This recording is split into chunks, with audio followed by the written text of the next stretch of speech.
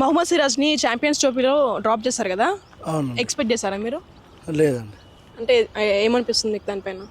అంటే పర్ఫార్మెన్స్ బాగానే ఇచ్చేసారు కానీ మరి టీంలో పాలిటిక్స్ ఏమన్నా లైక్ మొహమ్మద్ సిరాజ్ ఏమన్నా ఇంకో ప్లేయర్ని తీసుకొస్తారేమో అనుకున్నాను, కానీ డ్రాప్ చేస్తారని అయితే ఎక్స్పెక్ట్ చేయలేము. It's a welcoming fact. Okay, పర్లేదు అనిపించిందా? ఆయనకు గాయాలైనందువలన ఆయన పక్కన పెట్టారు. After improve fitness is taken him. Okay, so what's wrong in it?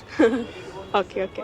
ఇంకా ఇంప్రూవ్మెంట్ రావాలి కావచ్చు, సర్జరీ అయింది కానీ నీ పెయిన్కి అవునవును. ఇంకొంచెం ఇంప్రూవ్మెంట్ రావాలి ప్రాక్టీస్లో, అందుకే కొంచెం డ్రాప్ అవుట్ చేసారు కావచ్చు. ఓకే, అంటే సిరాజు ప్రస్తుతం ఏంటంటే కొద్దిగా ఫామ్ అయితే he is very much suited for test matches అండి. యాక్చువల్లీ టెస్ట్ మ్యాచెస్లో చాలా బాగా స్వింగ్ కానీ అది కానీ ఏదైతే గ్రౌండ్ కనుక కండిషన్స్ అవి సపోర్ట్ చేస్తే కంపల్సరీ మంచిగా చేస్తాడు అతను టెస్ట్ మ్యాచ్. బట్ మనకి లెఫ్ట్ ఆర్మ్ స్పిన్నర్ కావాలి కాబట్టి హర్షిత్ తీసుకున్నారు. So it's a hard decision, మనకి చెప్పలేము ఎందుకంటే 15 మెంబర్సే ఉంటారు కాబట్టి హార్డ్ డెసిషన్ ఇంకా అది so bad luck, next time చూడాలి మరి అది. అంటే పర్ఫార్మెన్స్ ఆస్ట్రేలియా మీద సరిగ్గా లేదు కాబట్టి తీసేశారు. బట్ తీసుకుంటే బాగుంటుంది యాజ్ ఏ హైదరాబాద్గా మనం కోరుకునేది. అది అన్ఎక్స్పెక్టెడ్. అంటే ఏమనిపించింది మీకు? జర బాధగా అనిపించింది చెప్పాలంటే.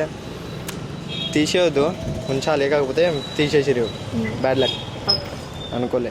దాని పేరు ఒపీనియన్ అంటే యాక్చువల్గా మంచి ప్లేయర్ ఆయన, కానీ మరి ఎందుకు చేశారో అర్థం కాలేదు. ఈయన ఒకటిని నితీష్ రెడ్డి ఇద్దరిని చేశారు. మరి ఆయన అయితే మంచి ప్లేయరే, లాస్ట్ టైం కూడా బాగానే ఆడిండు, బాగానే వికెట్స్ తీసిండు, కానీ మరి చేయడం మాత్రం చాలా బ్యాడ్ నాకు అనిపిస్తుంది. ఓకే.